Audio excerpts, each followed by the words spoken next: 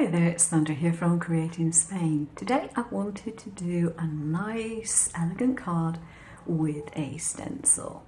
But I'm not just stenciling. What I've done is I've used my stencil to emboss my card front, and then I painted it. The first time I went over it just with a normal ink, and then I went over it while the stencil was still there, obviously, with one of the Vallejo, the Shifters paints, which are designed for airbrush, so they're very, very watery, very milky. But I just sponged it on, and it's just really, really pretty, very delicately colour changing and very nice. So I wanted to add a little bit of extra detail to this. What I'm going to use is one of the pens, which is the Stardust pens, the Jelly Roll Stardust, and this one is just quite simply a sparkly one. I'm not doing any colour with this. This is just a sparkle. Just going to add some veining on my leaves, a sparkle, extra sparkle on the base of the petals. Because I'm actually putting this onto a white card, I'm going to go around the edge with some colour. Now, one of the easy ways of doing it, you can do it with an ink pad if you want to, but one of the easy ways of doing it is with the very chunky blunt end of a marker, because you can simply stroke down the side edge. Now, I don't want a solid line, I want this kind of distressed look to it. If you want a solid line, then you use a ruler, and that's very, very quick and easy to do on the edges. But I want the semi-distressed look, an organic look, you might say. There we go, you can barely see it there, it's very, very shallow. And I have a card base. Now this one is 14 centimetres. And this is 15, and it's going to go on just like that. But you can see that that little extra colour around the edge just makes it stand out that much more. Now I'm actually going to put foam on the back of this because I want some added dimension. What I've done this time is simply to cut a piece of scrap foam to size, and I've made it slightly smaller than my front panel. And I'm just going to use some Eileen's, what is it called again? Tacky glue, fast grab tacky glue. So this is foam that has been used for other purposes in the past, like embossing or whatever.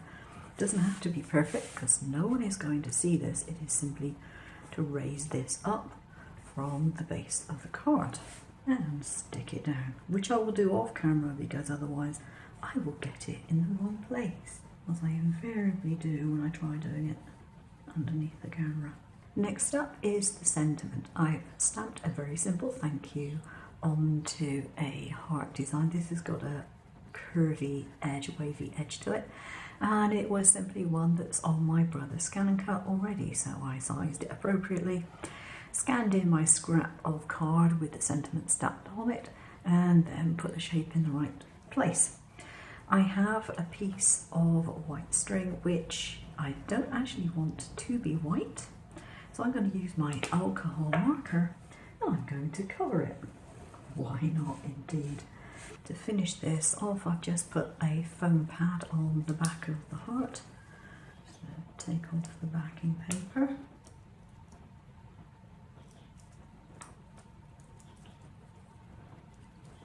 Now, I trimmed off the extra length on my bow, and there we go.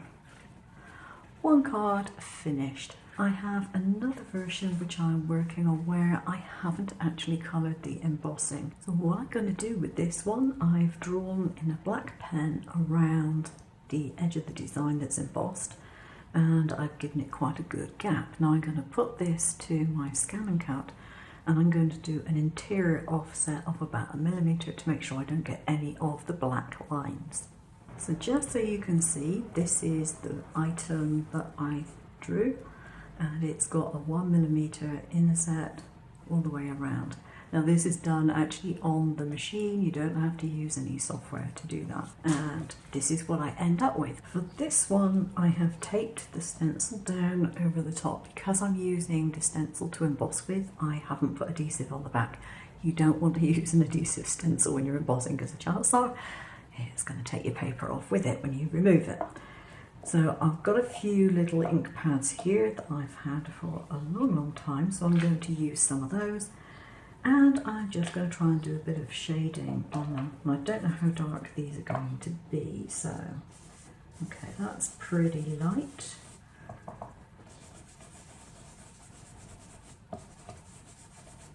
I'm getting a touch of the blue because obviously I didn't manage to clean it all out when I washed it.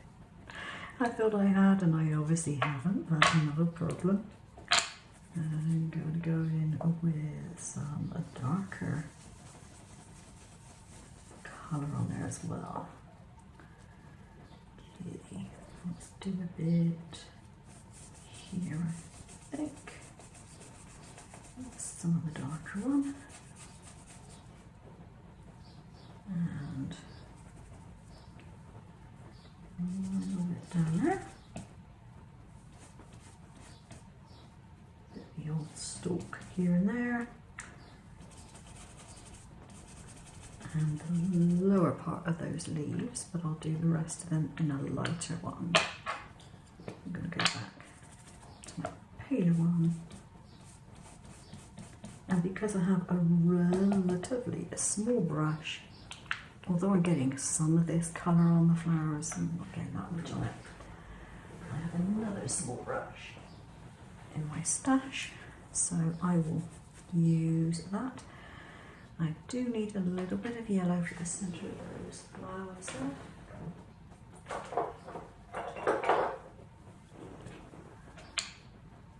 And I'm just going to use that on my finger.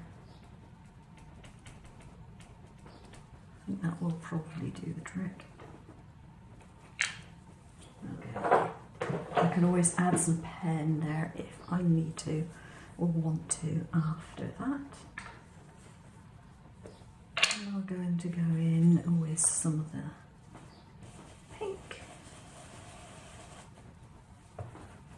And again, some of these I'm going to leave pale and some of them I won't.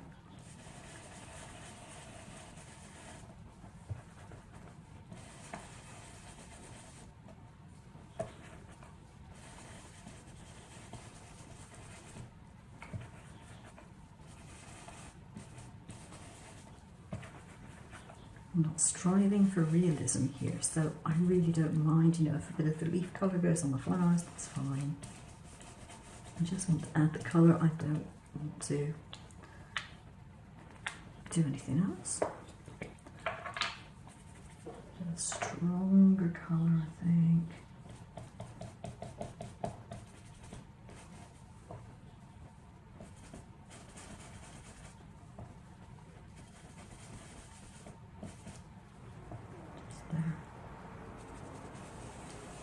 Inside that will mix with the yellow to create an orange, which is fine.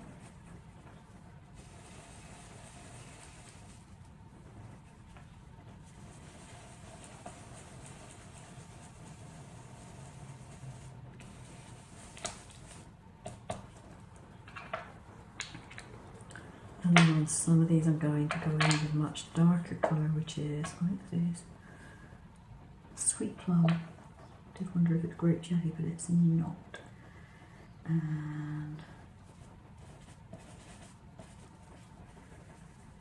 this might be a bit dry. Ah, there we go. That's better. These are, you have to understand, very old inks. So they're not really juicy any longer, which is fine. I prefer them in some cases drier rather than wetter because it makes it easier to get the kind of effect I want. Okay, that is all done. I can now peel up the stencil. And you can see the image that I got, so a completely different look to the other one. Now you can see on the base of this card that I have some more embossing, and what I've done with this is I've cut out individual flowers and things, and I've used them to freeform emboss basically. So they're not on a stencil or a sheet, they're just individual items. Now I've raised this up on a foam piece, and in case you're wondering, I used a further offset of the original line in order to cut out the craft foam. It saves cutting lots of bits of double-sided foam tape. It's a lot quicker and it's very easy to do on the scanning cat. So here was the first card that I did, which I really do like. It reminds me of Delft China almost.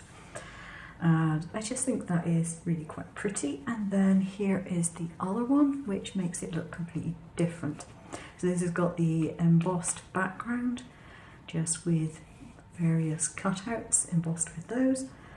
And I've added a very, very simple stamped sentiment on the bottom. I didn't really want attention drawn to that. I wanted the flowers to be the focus, and I've put a couple of little gems on as well. Now with the sentiment, I have deliberately cut it at a slant just to make it that much more interesting. 2 different cards from the same stencil. I will include a link to my stencil down below. It's one I designed myself, so it will be in SVG and FCM formats, and you can resize it to however you want to. Thanks for watching. I'll see you again soon. Take care now.